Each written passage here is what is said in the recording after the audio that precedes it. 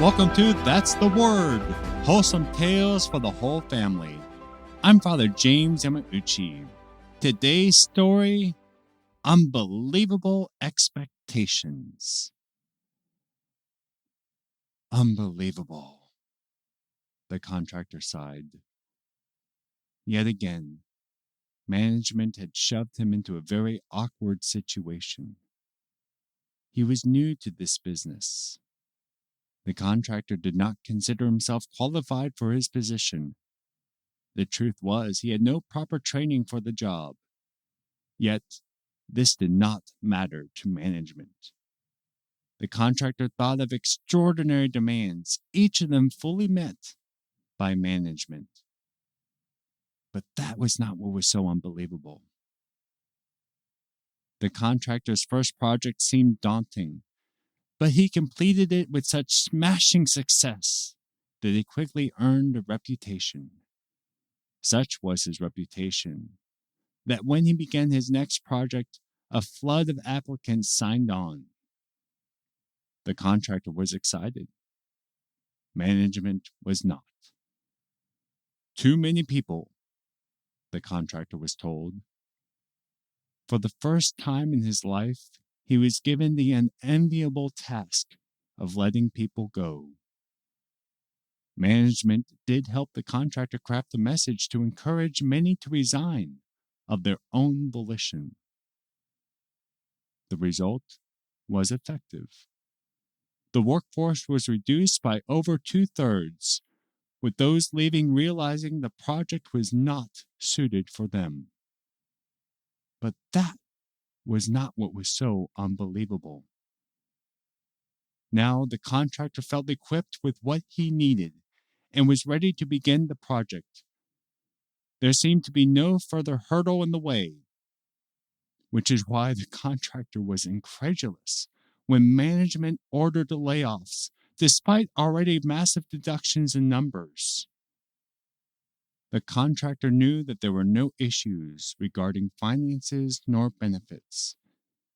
Management wanted these layoffs solely because management felt that these many workers would be too effective. Most of them had to go. The contractor was flabbergasted. His team was already greatly reduced.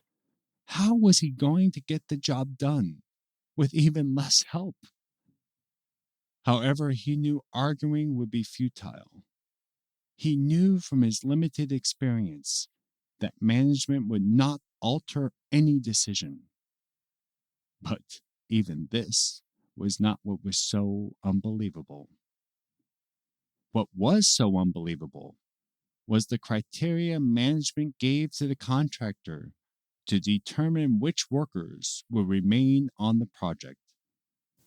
The qualifications seemed ludicrous and had absolutely nothing to do with the project. The contractor felt that he was placed in a position of ridicule. All the efforts achieved thus far would seemingly be undermined by what management was now asking of the contractor. It certainly was easy for management to make the tough decisions when it was the contractor who had to deliver the hard news. Even so, the contractor trusted management and called together his team over a drink. Without offering explanations, he delivered the news plainly. When it was all said and done, only 3% of his team remained. Finally, management was satisfied and gave the contractor the green light to proceed with the project. The contractor met with his gutted team, formed 3 working groups, and proceeded to the work site.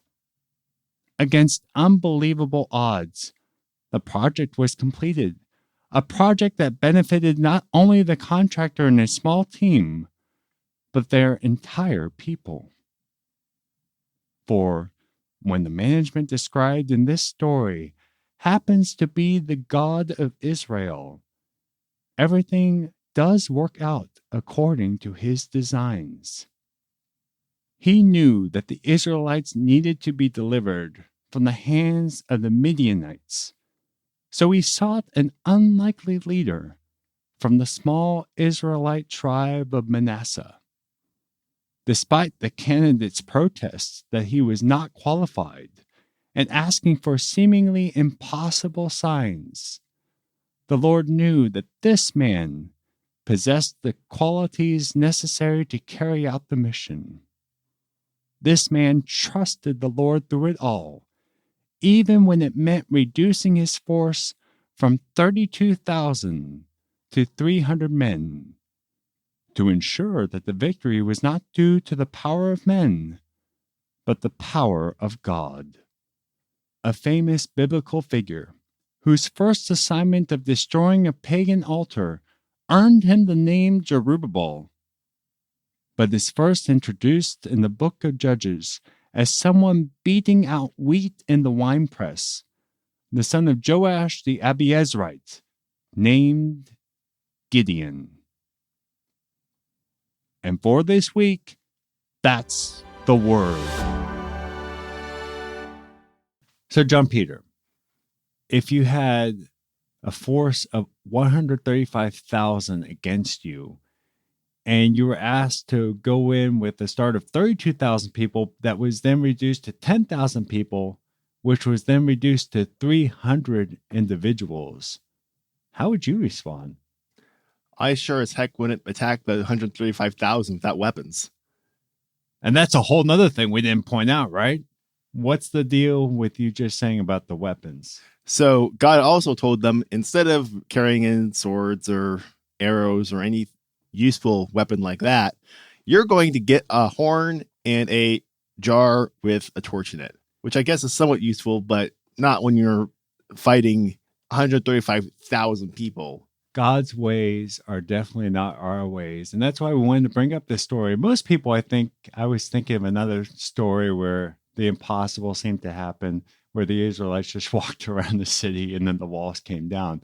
This story is rooted in the book of Judges in the Old Testament, chapter 6 and 7, but we wanted to kind of unveil the story a little bit for you all, just to understand what it is that we were talking about as we went through unbelievable expectations. You have Gideon, who is prepared to go into battle against the Midianites, who are going to be driven out by God. And he had 32,000 people. And then God comes along and says, we have too many people. So here's the test. If you are afraid, Gideon, tell the people if they are afraid to let you know. And we have 22,000 people say that they're afraid. And so they're just dismissed. And then God says there's still too many people. We got 10,000. And so the test is we're going to have them drink water. And if you are going to drink water by bringing the water to your mouth and lapping up water like a dog, then you can stay on the team. And it wound up only being 300 men that did so. And it was them that conquered 135,000 Midianites. I don't know about you.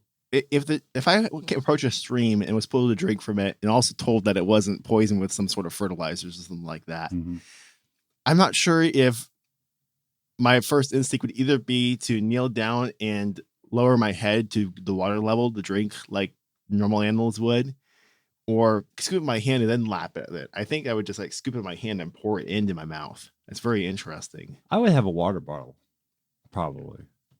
And I would just put the water bottle in. And I mean, nowadays, I don't know what I would do back then. I probably would actually bring the water to my mouth and lap it because, I mean, it's like a cup. Yeah, I guess I never tried to drink water from my hands. That's an interesting experiment, which we will not demonstrate on our podcast right now. Well, backing up to the beginning of the story, just to clarify a few other things that we mentioned. When we were saying that Gideon was making demands of his management, what we were referring to was his request for a sign, where he brought out some food that was soaked and the angel touched it and it went ablaze.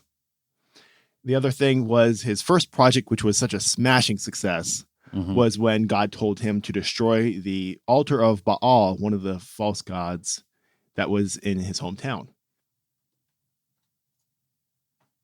If you enjoy That's the Word, please share the word. You can see the story extras for this story, Unbelievable Expectations, at thunderrock.org, where we'll have linked Judges chapter 6 and 7 so you can read the story for yourself. Thunderrock.org is also where you can sign up for our weekly newsletter and where you can find our social links and our email if you have any feedback or story ideas. Thanks for listening, and join us next Wednesday for another wholesome tale for the whole family.